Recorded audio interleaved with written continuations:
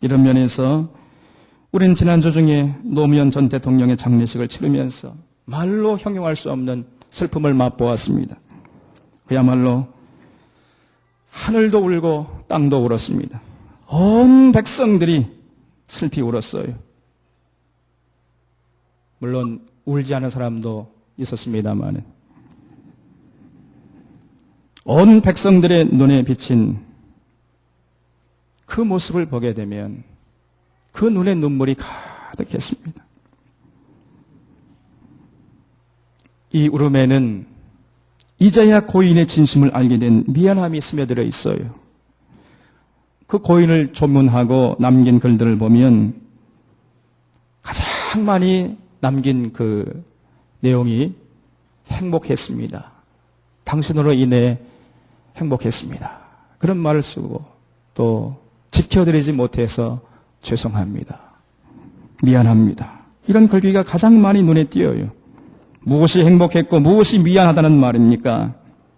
그동안 고인은 그야말로 하나님의 뜻을 온몸으로 실천하려고 애를 썼습니다. 조금도 자기 몸을 돌보지 않고 자기의 권리를 주장하지 않았어요. 스스로 자기의 권리를 희생했습니다. 내려놓았어요. 하나님의 말씀을 실천하려고 애를 썼습니다. 반칙과 특권의 문화에 쩔은 정치를 개혁하려고 혼신의 힘을 다했습니다. 권위주의를 정산하고 지역주의를 극복하려고 발버둥을 쳤어요. 나라의 균형 발전을 도모하기 위해서 헌신하고 한반도의 평화를 위해서 온몸을 바쳤습니다. 이 모든 것이 더불어 사는 참 세상을 염원하시는 그 하나님의 마음과 일맥상통하는 것이에요.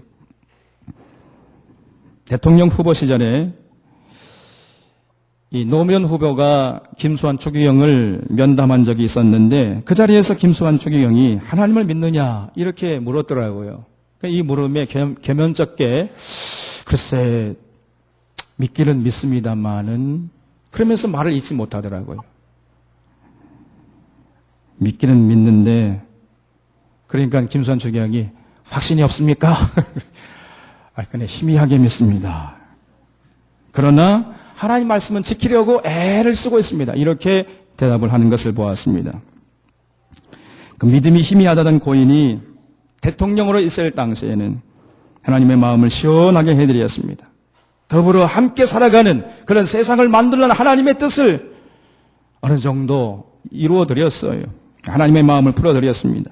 그래서 우리는 그가 대통령으로 있는 동안에는 민주주의와 인권을 노래할 수가 있었고 더불어 사는 세상을 위해서 열심히 땀 흘려 일할 수 있었습니다. 그런 면에서 그가 대통령으로 있었던 그때는 우리가 참으로 행복했었어요. 진정으로 하나님이 원하시는 그 방향으로 우리를 이끌어가려고 애를 썼고 하나님께서 원하시는 세상을 꿈꾸었던 것입니다. 그가 백성들을 이끌어가려는 그 방향이 옳았던 것이지요. 이런 면에서 고인은 진정한 우리의 리더였습니다. 리더가 해야 할 일이 무엇입니까? 리더가 해야 할 일이 여러 가지 있겠습니다만은 가장 근본적이고 그렇기 때문에 가장 중요한 것은 올바른 방향을 제시하는 것이에요. 이 길로 가자. 이 길로 가는 것이 우리가 살 길이다. 올바른 방향을 제시하는 것. 이것이 바로 리더가 해야 할 가장 중요한 일인 것이에요. 최불암 시리즈에 나오는 것처럼 한참 가다가 여기가 아닌 게비요. 그래도 또 한참 가다가 아까 거기가 긴게비요. 이것처럼 난감한 일이 어디 있겠어요. 리더는 올바른 방향을 제시하는 것이에요. 노통이 우리에게 올바른 방향을 가르쳐 주었습니다. 왜 그렇게 감히 말할 수가 있습니까? 그것이 바로 하나님, 오늘 본문 말씀에 나오는 하나님의 뜻과 일치하기 때문이에요. 우리는 그가 이끄는 대로 그를 따라가야 했습니다. 아무리 어렵고 힘들어도 그 길을 따라가야 했어요. 그러나 우리는 그렇지 못했습니다. 따라가다가 조금 힘들다고 그냥 그 자리에 주저앉아 버렸어요. 주저앉아서 한눈 팔다가 우리의 눈이 사시가 되어버리고 만 것입니다. 그래서 그의 권력을 회수해서 잘못된 자에게 그 권력을 주어버렸어요. 그때는 노무현 대통령과 그가 추진하는 정책이 얼마나 소중한지를 잘 몰랐습니다. 기득권자들과 불의한 언론들이 증오의 이빨을 들이대면서 그를 사사건건 물고 늘어졌어요. 이런 무차별적인 공격에 무지한 백성들이 점점 우리의 참된 지도자를 외면했습니다. 그리고 점점 바알에게 마음을 빼앗겼어요. 잘 먹고 잘 살게 해준다는 그런 달콤한 속삭임에 넘어가 버리고 만 것입니다. 지금 돌이켜보면 이명박 정부가 내세운 소위 747 공약이라는 것이 그야말로 빌공짜 공약이었어요. 연 7% 성장, 4만 달러 국민소득, 세계 7위 경제대국을 이루어주겠다 속삭였습니다. 그러나 그 당시 세계 경제는 이미 빨간불이 켜져 있었던 상황이었어요. 전문가들이 이제 미국발 경제 항파가 곧 들이닥칠 것이라고 이구동성으로 외치고 있었던 상황입니다. 그런 상황에서 그가 이렇게 외쳤던 거예요. 747 정책을 이룰 수가 있다. 이루어질 수 없는 공약이었어요. 그러나 이 국민들이, 이 어리석은 국민들이 이 거짓말에 속아 넘어가 버린 것입니다. 그리고 환호했어요. 결국 잘못 선택한 지도자가 우리를 지금 어디로 끌고 가고 있습니까? 지금 우리는 어떻게 되었습니까? 이 정부가 들어선 지 2년도 안 되었는데 급속도로 민주주의가 후퇴하고 인권이 무시당하고 피눈물을 흘리는 우리의 이웃들이 늘어나고 있습니다. 우리의 앞세대가 힘들게 쌓아올린 민주주의가 하루아침에 무너지고 있어요. 남북이 극한의 대결로 치닫고 있고 균형 발전 정책이 폐기되었습니다. 또다시 지역주의가 기승을 부리고 있어요. 하나님의 공의와 정의가 어느 순간 사라지고 더불어 살아가는 하나님의 뜻이 여지없이 짓밟히고 있는 것이에요. 서울의 용산에서 가난한 사람들이 생존권을 위해서 싸우다가 새카맣게 불에 타 죽었습니다. 끔찍한 그 참사의 진실이 아직도 속 시원하게 풀리질 않고 있어요. 한 여인을 죽음으로 내몬 그 장자연 사건도 그저 희지부지 그냥 지나가고 말았습니다. 누구 한 사람 책임지는 사람이 없어요.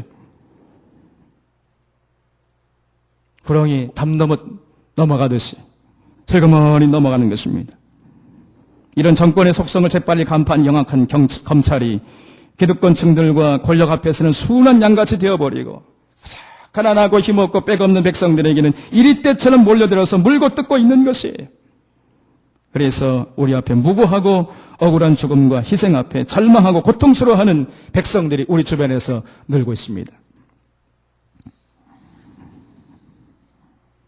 이러한 상황의 측면에서 그런 시대적인 상황을 통찰하고 그런 불의한 정권에게 고되게 꾸짖어야 교회 지도자들이 그의 곁에 바짝 붙어서서 권력에 아부하고 동조하고 있는 것이 하나님의 선지자가 아니라 바알 선지자 노릇을 자처하고 있는 것입니다. 돈과 권력에 눈멀어서 권력의 종로를 타면서 거짓 평화를 노래하고 거짓 예언을 서슴지 않고 있습니다.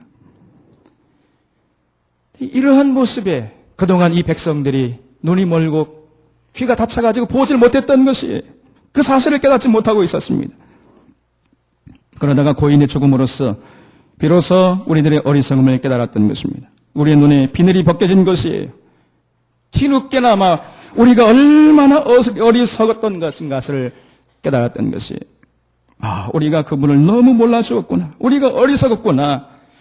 지금 이 백성들이 흐른 눈물 속에는 이런 회한의 감정이 담겨 있는 것입니다. 고인이 인터뷰한 내용을 보니까 이런 말을 했습니다. 대통령으로서 누리는 것은 참 많지만은 돌아보니까 행복에 필요한 것은 별로 없더라. 대통령의 지위, 대통령으로 누리는 영광 이런 것들은 개인의 행복에 별로 필요한 것이 아닙니다. 이렇게 말을 하는 것을 들었어요. 얼마나 그 내면이 건강합니까? 얼마나 그 내면이 아름다워요. 이 아름다운 분이 그 몸이 산산조각 난 것입니다. 산산조각 난 것은 그뿐이 아니에요. 도종환 시인의 말처럼 산산조각 난 것은 민주주의, 균형 발전, 평화로운 나라를 향한 소망입니다. 더불어 살아가는 세상을 바라시는 그 하나님의 뜻이 산산조각 났어요. 이런 사실을 이 어리석은 백성들이 이제 뒤늦게 깨닫고 눈물을 흘리고 있는 것이 정말 그것이 미안하고 안타까워서 서럽게 우는 것입니다.